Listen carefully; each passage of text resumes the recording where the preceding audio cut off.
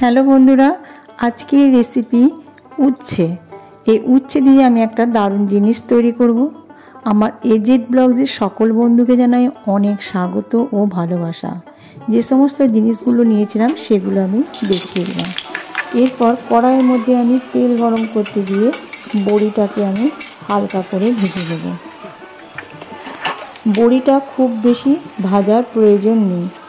আর এদিকে আমি সরু সরু করে উচ্ছে আলু কেটে নিয়েছি, সাথে দিয়ে দিয়েছি বেগুন আর ছিল কাঁচা লঙ্কা।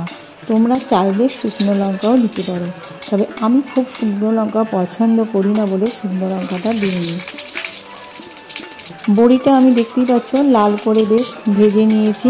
বড়িটা ভালো করে ভেজে নেবেন, আর একটা গন্ধ বেরোয় ডালের বড়ি। এই বড়িগুলো আমি এবার একটা অন্য পাত্রের মধ্যে তুলে নেব।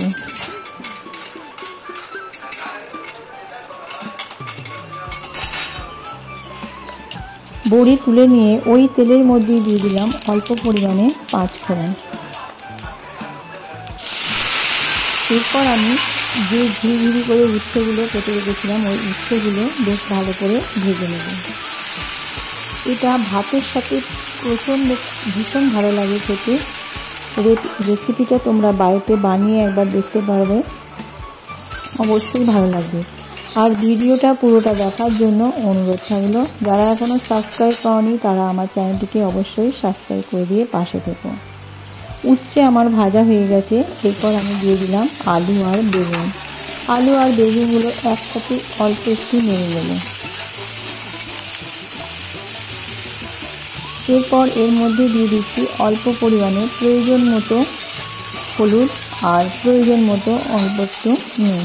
হলুদ দিয়ে তবে আমি বেশ ভালো করে নিয়ে নেব। এই রেসিপিতে আমি একটা মশলা ব্যবহার করছি। এই মশলাটা দিলে প্রচণ্ড ভালো টেস্ট হয়, তার জন্যই আমি এটা দেব, অবশ্যই লাস্টে দেব।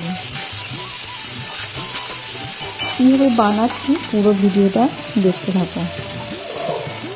এরপর আমি লাস্টে দিয়ে দিলাম নুন। ভালো করে আমি এটাকে নেড়ে নেব। দেখতেই পাচ্ছি আঁচটা কম আঁচ দিয়েছি, আর তলায় যাতে না লেগে যায় সেই জন্য অনর্গল নাড়তে হচ্ছে। এরপর প্রয়োজন মতো নুন দিয়ে দিলাম। নুন দিয়েও ভালো করে মিশিয়ে নিলাম।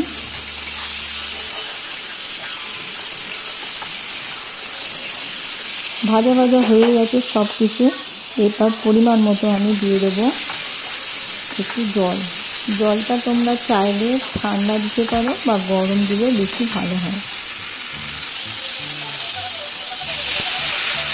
জল দিয়ে আমি এবার এটাকে ভালো করে সেদ্ধ করে নেব ঢাকা দিয়ে।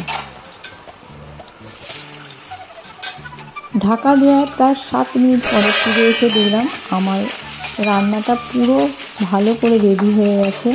খুব একটা শুকনো রাখিনি, মাখা মাখা টাইপের রেখেছি। এরপর আমি দিয়ে দিলাম সেই বিশেষ মশলাটা। এই মশলাটা ছাড়া তরকারিটা অসম্পূর্ণ। আর বড়িগুলো যেগুলো ভিজে রেখেছিলাম ওগুলো আমি গুঁড়ো করে লাস্টে দিয়ে দিলাম, তবে খুব বেশি গুঁড়ো করিনি। তরকারি আমার রেডি। ফিরে আসবো আবার নতুন রেসিপি নিয়ে। তোমরা ভালো থেকো।